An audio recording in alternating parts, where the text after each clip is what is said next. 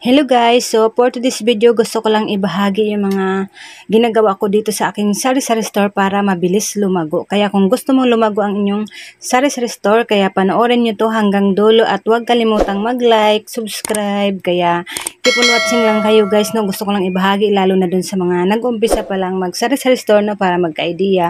Basta ganito guys, basta pag may binta ako talagang ayan, pinamili ka agad natin, in-order ka agad natin ng mga mabintang items para sa ganun, mabilis ikot ang ating puhunan at dadami ang ating mga paninda at lalaki ang ating tindahan. Kaya naman, ito ang aking diskarte guys, kaya yan, ipapakita ko sa inyo. Ito nga yung ating in-order, no? 4 na box, kaya naman, ipapakita ko sa inyo yung ating mga napamili na mabinta dito sa ating tindahan, kaya naman nagdagdag tayo. At ito nga yung total na napamili natin, 5,000 plus 2 guys, no? Kaya yan, nagdagdag tayo kahit mayroon pa tayong mga paninda dito, may mga items pa tayo ng mga stock, pero nagdagdag pa rin tayo kasi ayaw natin na maubusan tayo ng mga paninda, lalo na't mabinta itong mga paninda na ito. Kaya naman ito ipapakita ko sa inyo yung ating mga pinamili. At dito natin umpisahan guys sa malaking box. Kaya ito ang diskarte ko, no? Pag may binta talaga ako, talagang yan, nag-iisip tayo kung anong pwedeng idagdag sa ating tindahan na mas mabinta. At syempre, itong mga sitcheria guys, talagang mabinta to, kaya naman nagdagdag tayo. Ayan, mas dinamihan natin ng order, no? Halos yung iba ay tig 10 bawat flavor kasi mabinta po yan, no?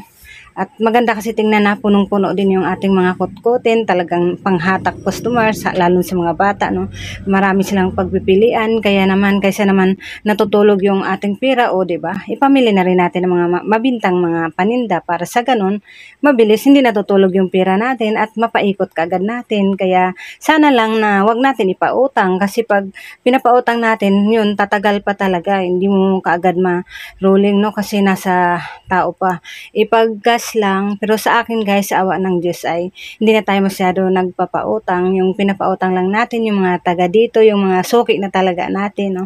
Na mga customer na talaga natin na magandang magbayad. Ayan. Ayan yung laman ng isang box guys, no? Talagang dinamihan natin ang mga sitcheria kasi nga yun ang mabinta sa atin. At dito naman sa isang box guys, ayan. At itong Gillette, ayan, nag-order tayo ng 1 dosina dahil mabinta po ito. Kahit medyo mahal siya, pero yun pa rin ang hanap ng mga suki ko kaysa dun sa mumurahin, no? Kasi pang matagalan naman. At salamat naman at may Gatsby na sila, no? 8 ang binta natin dyan. Saka sa keratin na red, nag-order din tayo. Kasi kung ano yung mga hinahanap sa akin ni customer, dinadagdag ko ng order yan, no? Para hindi makawala si Tumar at pagbalik niya, mayroon na tayong stock na maibigay sa kanila, no? Maganda kasi yung kung ano yung hanapin ni Tomer, ilista natin para sa ganun, masama natin pag tayo ay mamili, no, di ba? At ito nga katol guys, bakit isang box lang to?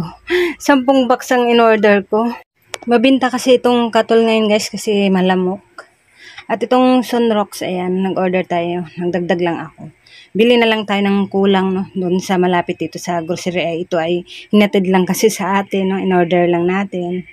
At dito naman sa isang box guys, ayan, nag-order din tayo ng Muncher, 10 kasi mabinta ito, no, lalo na dun sa mga nagtatagay, ginagawa nilang pulutan. Kaya yan ang aking diskarte, no, kaya napalago ko sa awa ng Diyos yung ating malit na puhunan. Ganito lang ginagawa ko, basta yung mga hinahanap nito, nilista ko lang, tas dinadagdag ko. At syempre, mas tinatandaan ko kung ano yung laging hanap ni suki, no, para sa ganun, mas dagdagan ko. Ganun lang ang aking ginagawa guys, no, para mabilis kaagad ang lumago ang ating maliit na tindahan na puhunan, no, ganun lang, no. Kaya kailangan talaga diskarte din, gandahan mo din yung display mo, depende, basta nasa atin din yun, kanya-kanya tayong diskarte, no, para sa ganun hindi sila natutulog, no, yung parang kinakausap din natin ang ating mga paninda, no. Ayan nga yung mga dinagdag natin guys, ganun lang ang mga ginagawa ko, no. Pag wala tayong ina-assist, talagang yan, nag-iisip tayo ng kung anong pang pwede idagdag sa ating tindahan. Maganda kasi na yung kompleto, no, kahit naman maliit ang ating tindahan, pag kompleto naman, talagang babalik-balik sa iyo ang customer nyo, no. Kaya ganun lang ang gagawin natin. Tapos dito naman guys, sa isang box, papakita ko naman sa inyo yung mas dinagdagan natin na pamilya. At ito nga, bubuksan lang natin kasi mahirap buksan, nakatip, tapos may hawak pa tayong cellphone.